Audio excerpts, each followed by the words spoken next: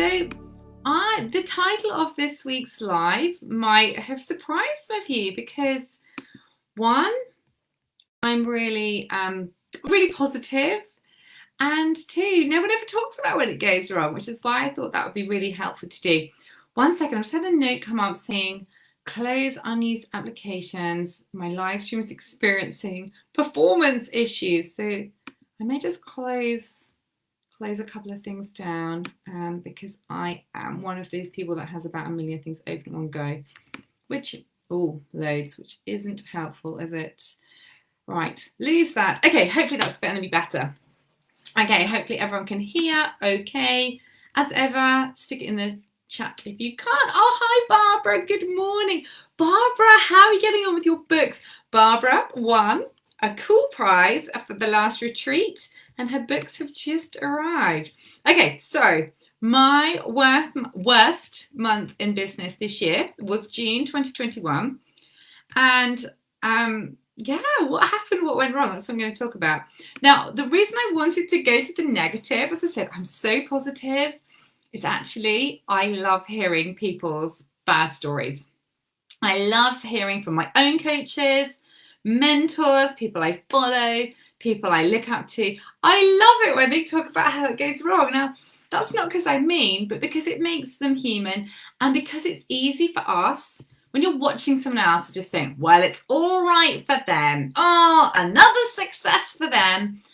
Nothing is that sort of straight trajectory. There's always highs and lows. And that's why I wanted to just, highlight some of the less rosy times because it happens to everybody. You're kidding yourself if you feel like, yep, I'll just do X, Y, and Z, it'll all be perfect. So as I said, I love hearing other people's down moments and more importantly, what they did and how they picked themselves back up. So that's what I wanted to share with you guys. So learnings from June 2021. Basically, I had a plan, I had a vision, I had a massive goal. It didn't shape up at all. Didn't go as I'd planned. I think I should kind of pre-frame this with also saying I always have ridiculously high expectations. My husband's like, you're always so unrealistic, always expect too much. And I'm also really hard on myself, which is something I'm trying to work on because it's not a positive trait, really. It really wasn't a dreadful month. And I'll tell you my husband's take on the month because he was like, that's amazing. We just saw it really differently, but it really wasn't what I'd planned. So what happened? Well, I decided June, for us this year in the UK, June happens to be when the kids would be off school for the first week. So my eldest daughter would be off for a week. And I tried to not work very much in the holidays. And then we happened to be going away in June as well. So I was like, right, I know, I will. So I'm taking 2 quiet weeks. I thought I'll get my husband to take the entire month off because if I have all this extra time to work, well, I'll be like, right, well, this will be it. This will be the month. It'll all go amazing. It'll all go to plan. So thankfully my husband works for an incredibly helpful and supportive company. And they're like, yeah, you can take a month off. That's fine. So I had this vision. Again, I was probably quite unrealistic because I just thought he would like manage everything in the house, look after our youngest daughter, plus do like every single bit of DIY I've always had my eye on to get done. And of course, like look after me because I've been working all the time, knock on my door when my lunch was ready and so forth. So I had quite high expectations. So I got him to take a month off, but I had this vision.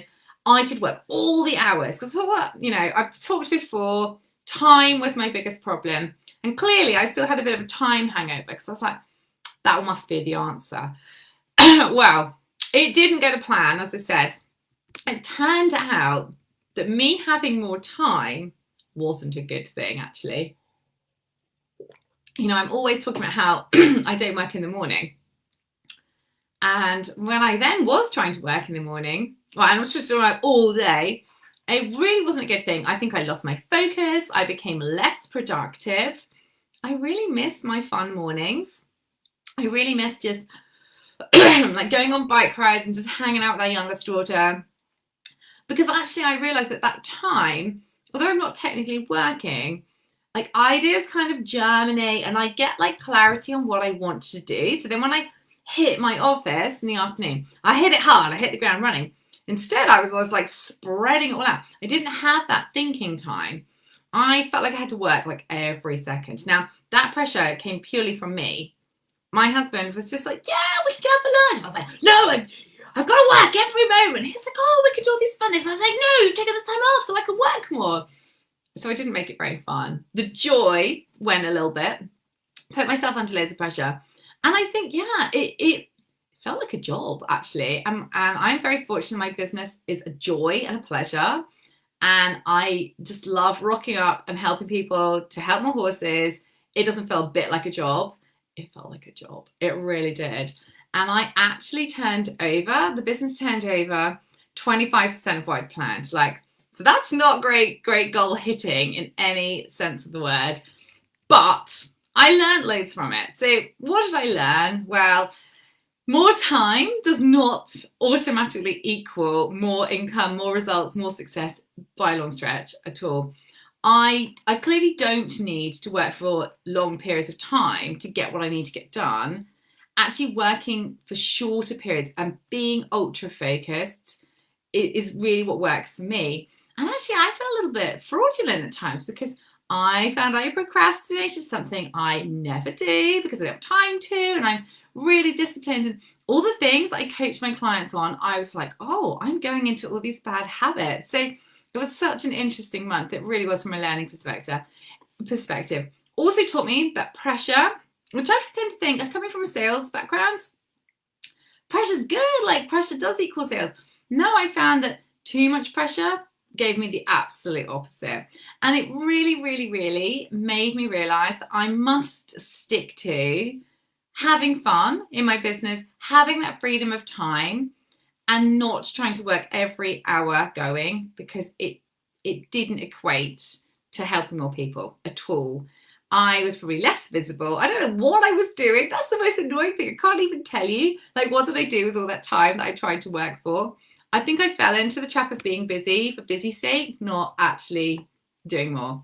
So what I wanted you to get from this story really was probably what you have right now is fine. Like, it's so easy. I did a video recently on procrastinating, and I was talking about procrastinating, which is an amazing expression from Denise Duffield Thomas, but it's so true.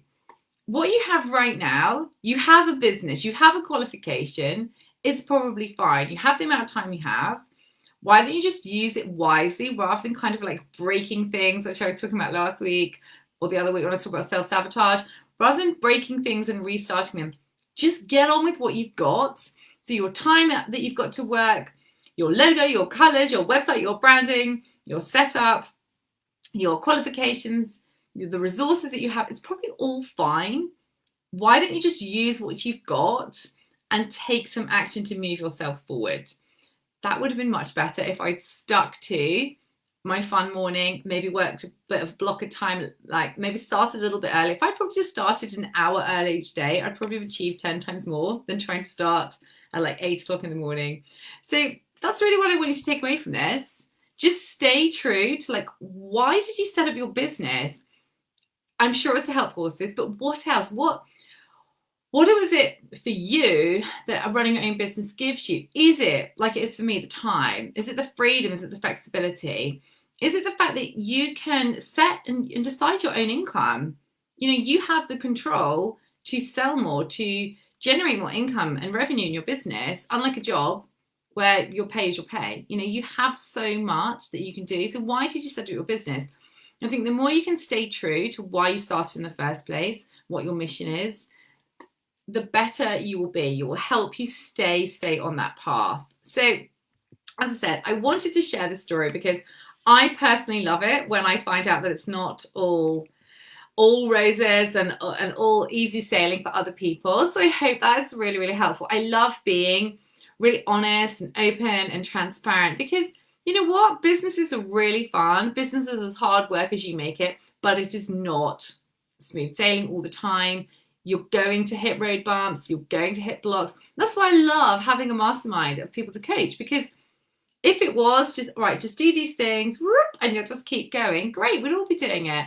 Actually, I just love providing that safety net, that support net for my clients. And that's why I wanted to share this with you guys today, because it doesn't always work out exactly how you plan, but what is important is that you learn from it. So learn from my worst month in business this year. Now, as I said, to me, it was an awful month.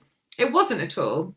When I said to my husband, "Oh, gee, it's been a disaster," you know, because I'm very over dramatic, and he's like, "Steady Eddie, I'm the thoroughbred." You know, he's more of the warm blood cross cob type.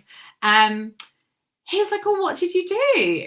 And I told him, and he was like, "But that's great. We were away for 2 weeks." He said, "It's amazing, isn't it? Just a totally different perspective." So yeah, pressure does not equal success. Stick to your guns, like stick to your guiding principles.